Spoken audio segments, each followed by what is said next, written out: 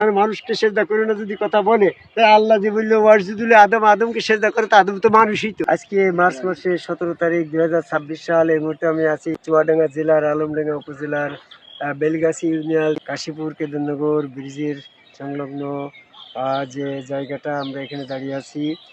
ক্যানেলের উপরে সারি সারি তাল গাছ, পিছনে ভুট্টার ক্ষেত, আর অত্যন্ত সুন্দর একটা পরিবেশে পন্ত বিকেলে আমি একটা বিষয় বলতে চাচ্ছি। আসমান জমিনে যা কিছু আছে সকলে আল্লাহকে সেজদা করে। সূরা রাদের 15 নম্বর আয়াত। আমরাও আল্লাহকে সেজদা করি। আমরা যারা চিশতিয়া তরিকা, নিজামিয়া শাখার বা কাদরিয়া তরিকার আশিকান ভক্তবিন্দু, যারা যার যার গুরু তার রসুল, এই রসুল বিশ্বাসী, রসুলের হাত আল্লাহর হাত, রসুলের পা আল্লাহর পা, রসুলের চেহারার ভিতরে স্বয়ং আল্লাহ বিশ্বাস করে আমরা সেখানে আদম কাবে আল্লাহকে সেজদা করছি। আর এক শ্রেণীর মানুষ যারা আদম কাবে আল্লাহকে সেজদা না করে মক্কার কাবা ঘরকে কেবলা করে আল্লাহকে সেজদা করছে। তাহলে সেজদার কাবা হয়ে যাচ্ছে, আল্লাহকে সেজদার কাবা হয়ে যাচ্ছে দুইটা। একটা হচ্ছে হেরেম শরীফ, যেটা মক্কার কাবা ঘরকে কেবলা করে আল্লাহকে সেজদা করছে। আর আরেকটা গুরুবাদী ধারার লোকজন আছে, হযরত আলী সিলসিলায়, চিশতিয়া কাদরিয়ার সিলসিলায় আদম কাবায় আল্লাহকে সেজদা করছে। তো এখন এই দুইটা কাবা সেজদার ক্ষেত্রে দুইটা কাবা সঠিক কিনা, আল্লাহ পাকের মনোনীত হুকুমপ্রাপ্ত কাবা সেজদার কাবা কোনটা, কোরআন ভিত্তিক গবেষণা করে এটা আমাদের অনেকেই জিজ্ঞাসা করে যে তোমরা খুঁজছো আদম কাবায় আর ওরা করছে তোমার ইট পাথরের তৈরি ওই কাবায়, কোন কাবাটা আল্লাহর হুকুম? এই ব্যাপারে আজকের আমার একটা হুকুম, আমার একটা বক্তব্য। সেটা হচ্ছে, আমি কোরআন গবেষণা করে দেখলাম যে আদম কাবায় আল্লাহকে সেজদার আয়াত আসছে সূরা বাকারার 34 নম্বর আয়াত, সূরা সাদের 72 নম্বর আয়াত, সূরা হিজরের 29 নম্বর আয়াত, সূরা বনী ইসরাইলের 61 নম্বর আয়াত, সূরা কাফের 50 নম্বর আয়াত, সূরা আরাফের 11 নম্বর আয়াত।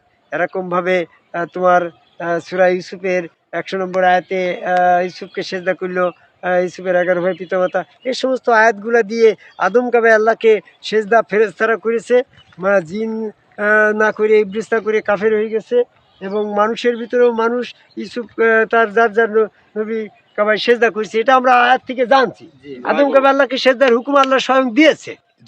এখন আমাদের জানা জিজ্ঞাসা প্রশ্ন হচ্ছে যে আল্লাহ, আমরা দেখলাম সমাজে এই কিছু কিছু লোক হজে যেয়ে ওই কাবা ঘরকে সামনে করে আল্লাহকে সেজদা করছে। তাহলে ওই সেজদার ওইখানে কেবলা করে আল্লাহকে সেজদার আয়াত কি, বিধান কি, দলিল কি? এই ইতিহাসটা কিন্তু সিলেট থেকে আসছে না, সিলেট কোম্পানিগঞ্জ ভোলাগঞ্জ থেকে আসছে। ওটা আসছে তোমার সেই নেত্রকোনা হালুয়ার ঘাট ময়মনসিংহ দিক থেকে। আমাদের সাথে আরো অনেক বরিশাল থেকে তোমার এই বসির আসছে, আমাদের পাবনা থেকে কি যেন আকবর ডাক্তার, আকবর সাহেব আসছে। আর আমাদের তো সব চুয়াডাঙ্গা জেলার ভিতরে বিভিন্ন জেলা থেকে আসছে। আজকে আবার গঞ্জের আব্বা মারা গেছে, আমরা সবাই সমবেত তার দাফন কাজে আসছিলাম, তাই বলতেছি। তো এইখানে কোরআন গবেষক হাসিবুলের কাছে আমাদের প্রশ্ন যে আল্লাহ কোরআনের ভিতরে আল্লাহর সেজদার মালিক এক আল্লাহ, দিনের মালিক এক আল্লাহ, আল্লাহর বিধান কোরআন। তো সেজদা কেন আমরা দুই শ্রেণীর মানুষ দুই কায়দায় করি আল্লাহকে, এটা আমাদের জানানোর দরকার। শান্তভাবে বলতে হবে, কথাটা রাগের সাথে বলছি, বোঝানোর জন্য একটু ভঙ্গি মাতিচ্ছে। এটা জেনে নাও, এই 1400 বছর ধরে এইটা কেউ দেয় না। আমি গবেষণা করে দেখলাম যে আমার এই মেধা দিয়ে, আমি আরবিক সাহিত্যের পরে মাস্টার্স করছি, আমি কোরআনের আরবি সাহিত্যের পরে আরবি ডিকশনারি জানি। আমি যদি এটা বিশ্লেষণ করে না দিই, তাহলে পরবর্তী আবার ওসকে তেমন কেউ দেবে কিনা তাও ঠিক নেই। সেই দেশ যখন কেউ দিইনি তা আবার দেবে এভাবে। আমি গবেষণা করে দেখলাম, এই তোমরা ওয়াসজুদুল হেরেম শরীফ, তোমরা হেরেম শরীফকে সেজদা করো, এরকম আয়াত করে নেবে। তোমরা ওয়াসজুদুল বাইতুল্লাহ, আল্লাহর ঘরকে সেজদা করো, এমন কোন আয়াত করে নেবে। ওয়াসজুদুল মাকামে ইব্রাহিম, তোমরা মাকামে ইব্রাহিমকে সেজদা করো, এমন আয়াত করে নেবে। তাহলে কোরআনে কি আছে? আমি সূরা বাকারা 125 নম্বর আয়াতে দেখলাম, আত্তাখাযু মিন মাকামে ইব্রাহিম মুসাল্লি। হ্যাঁ, তোমরা মাকামে ইব্রাহিমকে উসাল্লি আদায় করার স্থান সাব্যস্ত করো। এখানে কি সেজদা শব্দ আসে নাই, সালাত শব্দ আসে নাই। উসাল্লি মানে কল্যাণ কামনা করা একটা দিক বা ঠিকানা। এই কাবাঘরটা মানে হেরেম শরীফটা বা বাইতুল্লাহ বা ওই মাকামে ইব্রাহিম, ওটা হচ্ছে আল্লাহ পাকের উসাল্লি আদায় করার একটা ঠিকানা, একটা দিক। ওখানে সে মুখ ফিরানোর দিক। এজন্য সূরা বাকারা 142 নম্বর আয়াতে বলছে যে হে নবী, তুমি তোমার আসমানের দিকে বারবার তাকানোই, আমি মনে করছি তোমার অন্তরে কিছু আছে, যাও তোমার মুখটা কাবা ঘরের দিকে ফিরাও। এখানে মুখ ফিরানোর কথা আছে, মানে সেজদার কথা নেই। তার মানে কাবা ঘরটা হচ্ছে ওইদিকে মুখ করে আমরা আল্লাহ পাকের গুণগান করব, উপাসনা করব, কিন্তু ওখানে সেজদা করার বিধান কোরআনে আসে নাই। সেজদার ঠিকানা একমাত্র আদম কাবা আল্লাহকে সেজদা। সমস্ত সেজদার মালিক আল্লাহ। আল্লাহ পাকের সেজদার ঠিকানা একমাত্র এই আদম কাবা ছাড়া কোথাও সেজদা করলে আল্লাহ পাকের বিধানের বহির্ভূত। তাহলে এখন আমি একটা উপমা নাটক করে তোমার দেখাই। হাগো, জিবরাইল ফেরে নবী মুহাম্মদ সাল্লাল্লাহু আলাইহি ওয়াসাল্লাম মনে করো কাবা ঘরকে সামনে করে বসে আছে সাহাবাদের নিয়ে। সবাই কাবা ঘরের দিকে মুখ করেই তো বসতো, তো মুখ করে বসে আছে, নবী মুখ করে বসে আছে।